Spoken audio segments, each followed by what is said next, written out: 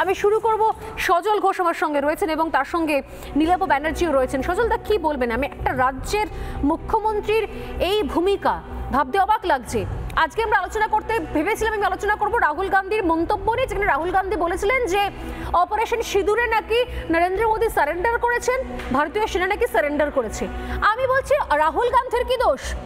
যেখানে একে তো হচ্ছে জনসমর্থন কমছে, তারপর যে কটা রাজ্যে কংগ্রেস রয়েছে সেই রাজ্য যদি সেখানকার এরকম অমানবিক মুখ দেখতে পাওয়া যায়, তাহলে একা রাহুল গান্ধীকে দোষ দিয়ে কি লাভ?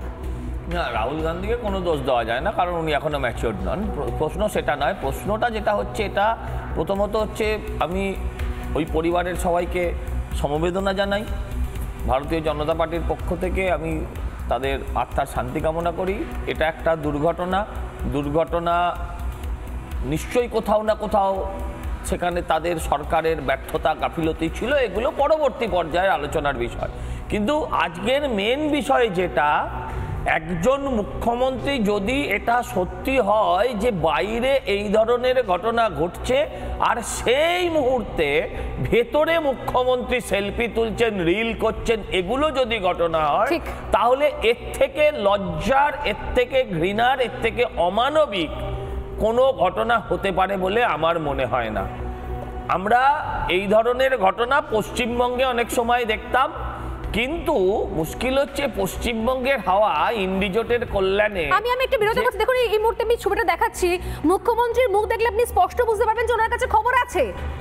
উনি দাঁড়িয়ে আছেন ট্রফির সামনে, কিন্তু ওনার মুখে কোনো হাসি নেই, মানে ওনার কাছে খবর রয়েছে। তারপরও একজন মুখ্যমন্ত্রী তিনি হাসপাতালে যাওয়ার প্রয়োজনীয়তা বোধ করলেন না, তিনি বাইরে নির্দেশ দিলেন না প্রয়োজনীয় যে ও অবিলম্বে স্ট্রেচার নিয়ে এসো, অবিলম্বে সেখানে অ্যাম্বুলেন্সের ব্যবস্থা করো। তিনি ওখানে দাঁড়িয়ে ফটো সেশনে ব্যস্ত হয়ে গেলেন। মানে আমি জাস্ট জানতে চাই তোমার কাছে, মানে এই ঘটনাটার পরেও কি অনুষ্ঠান গোয়িং অন কন্টিনিউ হয়েছে? ইয়েস, মানে এর জন্য তো ওনার পদত্যাগ করা উচিত। তাহলে এটা যদি হয়ে থাকে, তারপর যদি উনি বক্তব্য রাখেন, তারপর যদি উনি সেলিব্রেশন করেন, ট্রফি জয় মানে সেটা আনন্দ, নিচক সেলিব্রেশন। কারণ এই ঘটনাটা ঘটেছে, সজল আমি বলে দিই, ক্লিয়ার করে দিই, ঘটনাটা ঘটেছে যখন টিম বাস ঢুকছে গেটের সামনে, ঠিক সেই সময় স্টেডিয়ামের বাইরে ঘটনা ঘটেছে, মানে তখন আপনি অনুষ্ঠান শুরু হয়নি। এরপরে টিম বাস ঢুকলো, বিরাট কোহলিরা সেখানে ঢুকলেন, সমস্ত খবর পেলেন। আমি জানি না যে তার মানে রাজ্যের প্রশাসনকে বিরাট কোহলিদের খবর দেয়নি নাকি খবর শোনার পরেই বা বিরাট কোহলিরা সেখানে ছিলেন, আমার কাছে ক্লিয়ার নয় এখনো।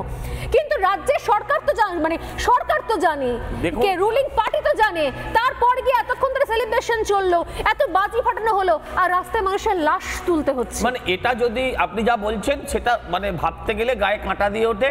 যে ঘটনা ঘটেছে আমি মানলাম, সে পরে আলোচনা হবে, তদন্ত হবে, কার ব্যর্থতা কি কারণে ঘটলো, হ্যাঁ সেগুলো নিয়ে সব আলোচনা করব। কিন্তু স্টেডিয়ামের বাইরে 20 জন, এখন আপনারা বলছেন কতজন, বোধহয় 15-20 জন মানুষ ইতিমধ্যে মারা গিয়েছেন বলে খবর আসছে, সত্যি মিথ্যাটা এখনো ক্লিয়ার নয়।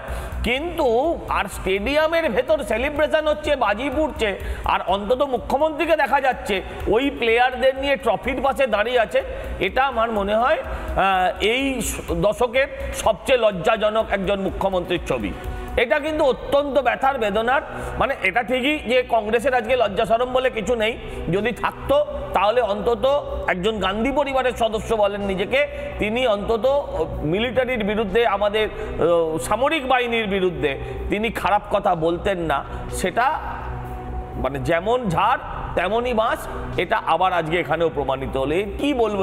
এর থেকে এই অমানুষিক যদি হয়, বলে যদি এরকম হয়, যা হয়েছে ভালো হয়েছে, যদি এরকম হয়, সেই কথার তো কোনো উত্তর হয় না, কিছু জিনিসের কোনো উত্তর হয় না, এটাও ঠিক তাই।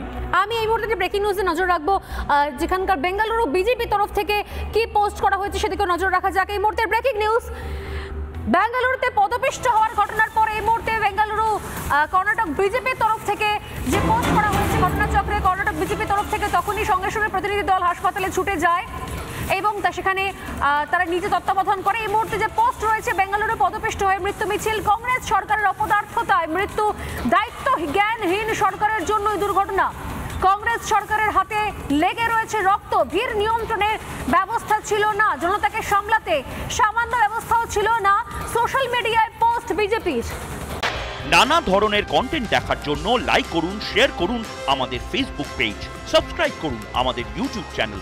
পাশাপাশি অন্যান্য ব্রেকিং নিউজের জন্য অবশ্যই চোখ রাখুন রিপাবলিক বাংলায়।